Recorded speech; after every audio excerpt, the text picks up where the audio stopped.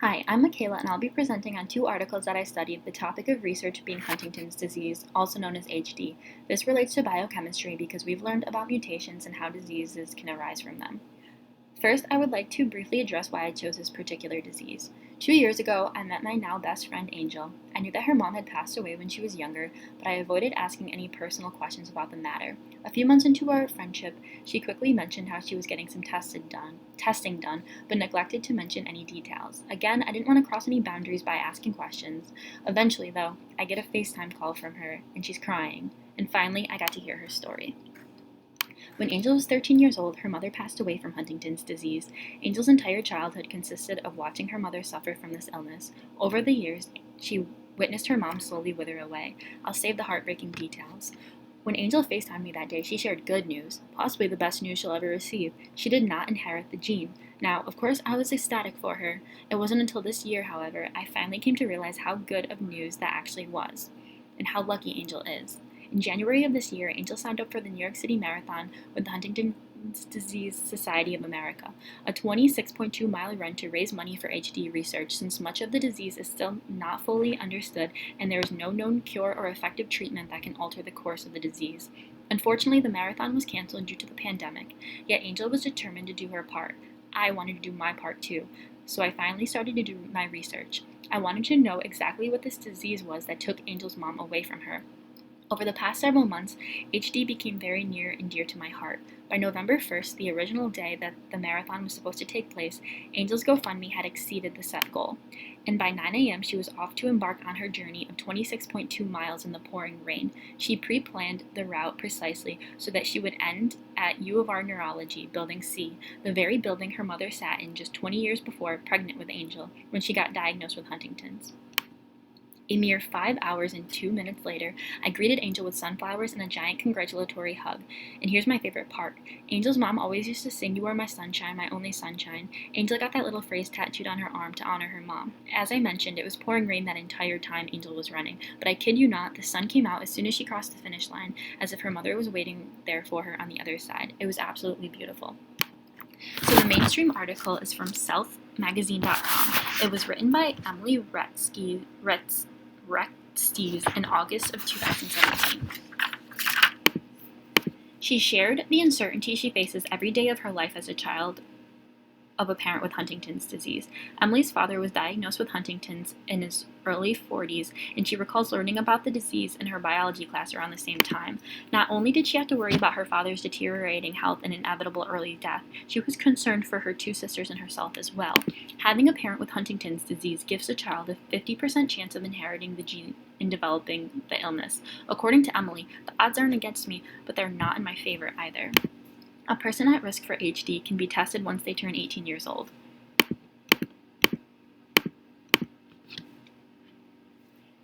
It's a rather long, complicated, and expensive process consisting of genetic counseling, psychiatric evaluations, and finally a neurological exam and DNA testing.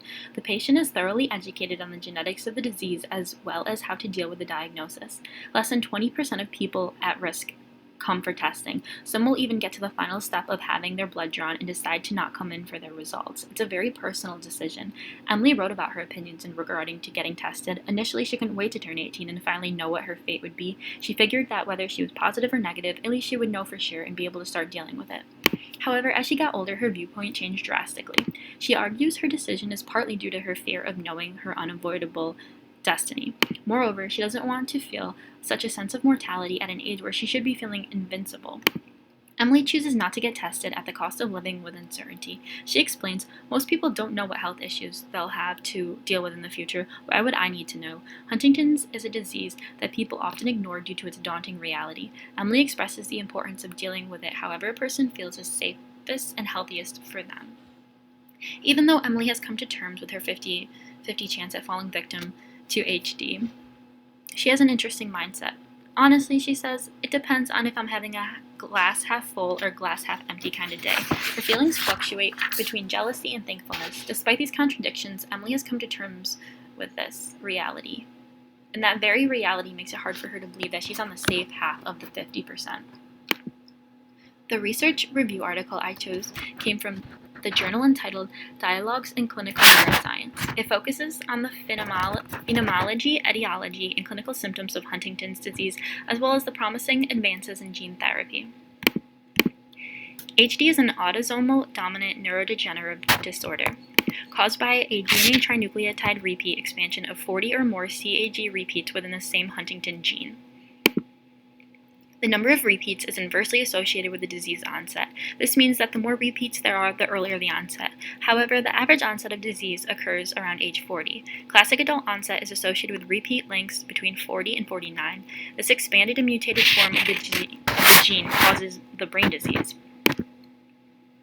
Due to autosomal dominance, a child of a parent with Huntington's has a 50% chance of inheriting the mutation that causes the disease. An at-risk individual can undergo pre-symptomatic testing to see if they possess the mutant gene. It requires a multi-visit protocol with genetic counselors, neurologists, and psychiatrists. Only about 5 to 10% of people end up embarking on this journey. Researchers know little information about the functionality of the normal HTT gene, partly due to its large size and its location throughout the entire body. Some reports suggest functions in transcriptional regulation, nucleocytoplasmic shuffling, synaptic function, and anti-apoptotic activity. Here's a visual of the inverse relationship between the length of the CAG repeat and the age of disease onset. The primary site of pathology is specific to the striatum. Striatal GABAergic spiny projection neurons, SPNs, are the most vulnerable. The dysfunction of the cortical pyramidal neurons to deliver brain-derived neurotrophic factor, BDNF, to the striatum causes striatal cells to dwindle. Cell metabolism is also disturbed. So aside from the classic theory that mutant HTT causes toxicity resulting in the neural damage, there is research that suggests the loss of normal HTT function may also be an important mechanism in pathogenesis. Here are the two theory models of degeneration that I just mentioned. The top shows the classic concept of the etiology of degeneration, where a normal neuron is attacked by the disease process and dies. The bottom shows the etiology based on aberrant development, where the disease process begins with abnormal neuronal development. Compensation leads to a mutant steady state, and degeneration occurs due to stress caused by factors such as maturation, aging, or toxic gene effects. The course of the disease is long in comparison to other neurodegenerative disorders, lasting 15 years on average from diagnosis to death. Onset of disease is defined as the manifestation of significant motor or neurologic symptoms. Most motor, cognitive, and psychiatric symptoms are progressive. While in the early stages, most symptoms are mostly hyperkinetic. By the later stages, they tend to be hypokinetic with bradykinesia and dystonia. Motor impersistence and abnormal eye movements are also not uncommon. Dysphagia becomes a symptom with high morbid impact late in the disease. Cognitive dysfunction in the early stages is mostly associated with limited executive function. This includes struggling with decision-making, organization, planning, and multitasking. These symptoms eventually progress into a diagnosis of dementia. The dementia of HE is considered to be subcortical due to the involvement of the corticostriatal pathways. It's important to note that the cognitive defects may precede motor symptoms by several years. The most common psychiatric symptoms are associated with the frontal lobe dysfunction. This includes poor attention, irritability, impulsivity, and poor mood regulation. As the disease progresses, a frontal ebulic constellation of symptoms develop, characterized by loss of initiative, creativity, and curiosity. Additionally, one may appear more withdrawn, uninterested, and non-interactive.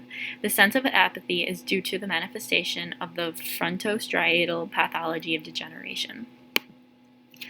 As I've mentioned, there's no known cure or effective treatment that can alter the course of the disease. There's still a lot to be studied in regards to Huntington's disease, including abnormal brain development and the normal function of HTT. However, a significant progress has been made towards treatment with gene therapy. The impact of gene therapy may silence mutant genes, restore function to healthy neuronal circuits that are not dead yet, and neuroprotection with a lack of disease progression. I enjoyed reading the mainstream article as it explained HD from a personal viewpoint. Emily's story spreads awareness about the disease. I think for someone who may have never heard about Huntington's or perhaps knew very little, may find Emily's article an informative yet easy read. She cited a few websites and one particular journal article. However, most of her insight came from her first-hand experience with the disease. Her facts generally checked out with the journal article that I chose to review.